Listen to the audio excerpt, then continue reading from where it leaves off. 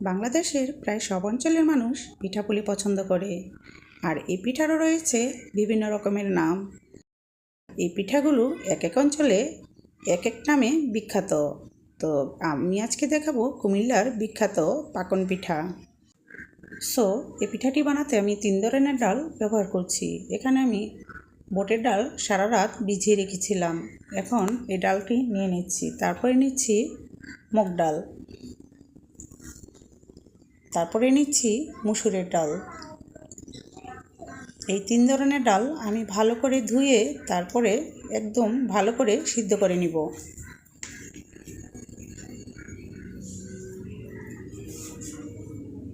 সিদ্ধ করার সময় দিয়ে দিব পরিমাণ মতো লবণ। তো যখন সিদ্ধ হয়ে গিয়েছে আমি একটি ডাল ঘুটনির সাহায্যে ভালো করে ঘুটে নিচ্ছি। আর লাগবে আমার ডিম। আমি এখানে যতটুকু চালের গুঁড়ো নিয়েছি তার পরিমাণে আমি একটি ডিম ব্যবহার করছি। আপনারা যদি 1 কেজি চালের গুঁড়ো দিয়ে করেন তাহলে কিন্তু আপনি এখানে ইচ্ছে করলে 8-10টি ডিমও ব্যবহার করতে পারেন, তবে পানিটা সেক্ষেত্রে কম রাখতে হবে।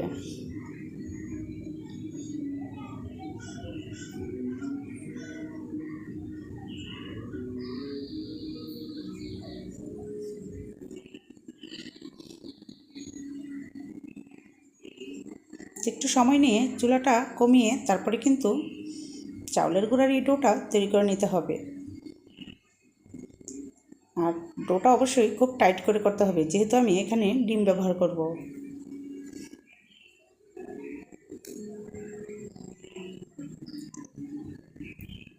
তো এবার আমি দিয়ে দিচ্ছি ডিম। আর অবশ্যই আমি চুলাটা সম্পূর্ণ বন্ধ করে রেখেছি।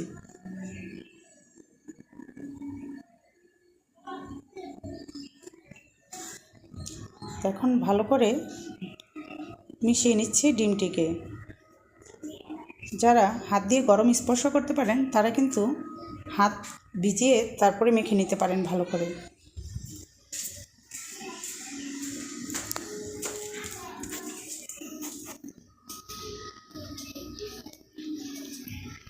তো আমার ডোটা কিন্তু পুরোপুরি রেডি হয়ে গিয়েছে। তো আমি একটু ডেকে রেখে দিচ্ছি সফট হওয়ার জন্য।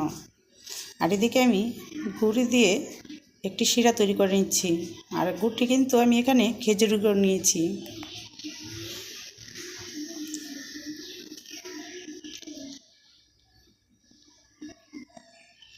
গুড়টা গলার পর যখন দেখবেন যে হাতের সাথে আঠা আঠা একটু সামান্য লেগে যাচ্ছে, তখন মনে করবেন যে আমার শিরাটি হয়ে গিয়েছে। এত ভারী শিরা কিন্তু করতে হয় না। আর দিয়ে দিয়েছি এলাচ। এলাচি দিলে ফ্লেভারটা ভালো হয়।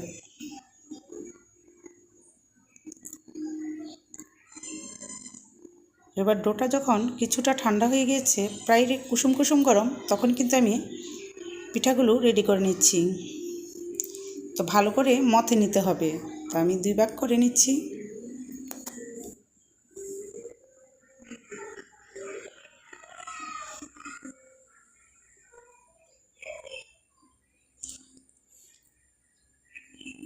আমি এখানে চাউলের গুঁড়ো ব্যবহার করে তারপরে কিন্তু ডোটা তৈরি করে নিচ্ছি। আর ডোটাকে আমি যত সম্ভব ভালো করে মথে নিচ্ছি।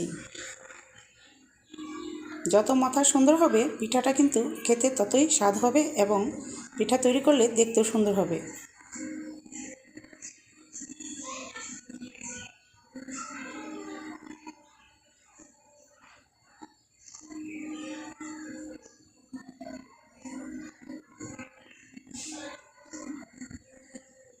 এখন আমি একটি রুটির মতো তৈরি করে নিচ্ছি।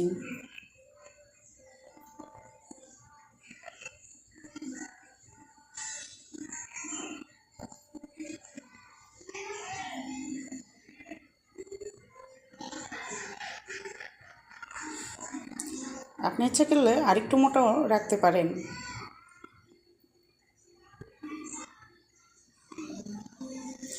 আপনি এটা খেজুরের কাঁটা অথবা টুথপিক দিয়ে এরকম ডিজাইন করে নিতে পারেন, তবে অবশ্যই তেল ভরিয়ে নিতে হবে। আর আপনি এখানে ডিজাইনটা আপনার ইচ্ছা মতো করে নেবেন। আমি এমনভাবে ডিজাইন করছি যেন আমার রুটি থেকে কোনো বাদ না পড়ে। আপনি ইচ্ছা করলে আপনার মতো করে সুন্দর করে ডিজাইন করে নিতে পারেন, এটা সম্পূর্ণ আপনার উপরে। আপনি কিন্তু এই সাইডগুলো খেজুরের কাঁটা অথবা টুথপিক দিয়েও কিন্তু সুন্দর করে ডিজাইন করে নিতে পারেন, তবে আমি আজকে কাঁটা চামচ দিয়ে করছি। আমার কাছে এভাবেই সহজ লাগে।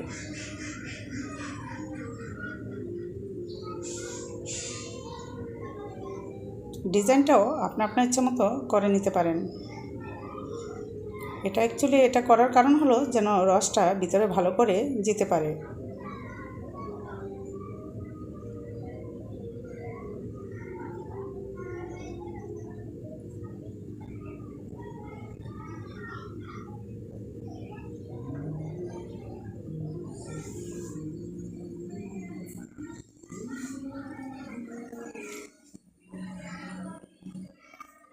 তো আমি কিন্তু চামচে একটু পর পর একটু তেল মেখে নিচ্ছি, নাহলে কিন্তু চামচটা লেগে যায়।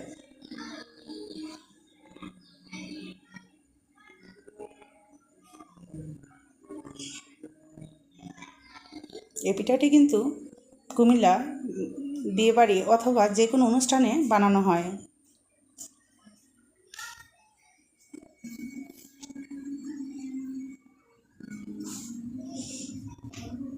গ্রামের বাড়ির পিঠা বানানোর দৃশ্যটা কিন্তু খুব সুন্দর।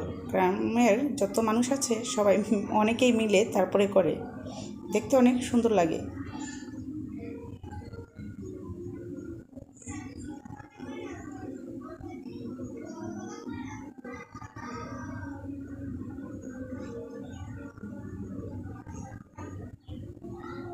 যেভাবে কিন্তু আপনি সাইড করে একটি ডিজাইন করে নিতে পারেন।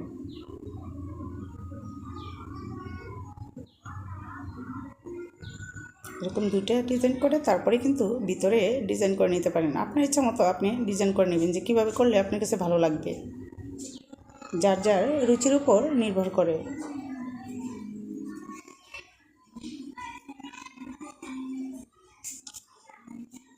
তো চুলাটা কিন্তু মিডিয়াম ফ্লেমে রেখে তারপরে ভেজে নেবেন। বেশি যদি তেলটা গরম হয়ে যায় তাহলে কিন্তু উপর দিয়ে পুড়ে যাবে, ভিতর দিয়ে ভালোভাবে ভাজা হবে না।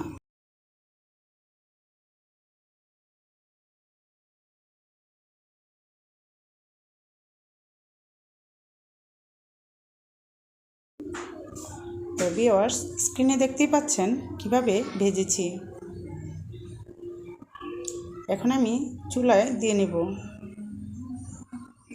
আর শিরাটা কিন্তু অবশ্যই আমি পুরোপুরি ঠান্ডা করে নিয়েছি।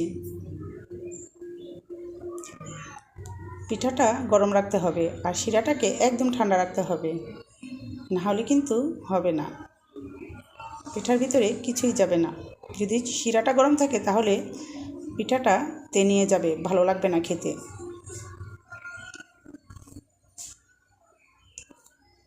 তো ভিউয়ার্স, যদি ভিডিওটি ভালো লাগে তাহলে অবশ্যই লাইক, কমেন্ট, শেয়ার করবেন। সাবস্ক্রাইব করে পাশে থাকা বেল আইকনটি ক্লিক করে দিবেন, তাহলে আমার যত ভিডিও আছে সব আপনার কাছে পৌঁছে যাবে। তো শিরাতে কিন্তু আমি 2 মিনিট বা 3 মিনিট রেখে উঠিয়ে নিয়েছি। সাথে সাথে উঠালে রস ভিতরে ঢুকবে না, আর বেশিক্ষণ রাখারও প্রয়োজন নেই। 2 মিনিট বা 3 মিনিট রাখলেই যথেষ্ট। সো ভিউয়ার্স, ভিডিওটি দেখার জন্য থ্যাংক ইউ সো মাচ। ভালো থাকবেন, বাসায় বানিয়ে খাবেন। আল্লাহ হাফেজ, আসসালামু আলাইকুম।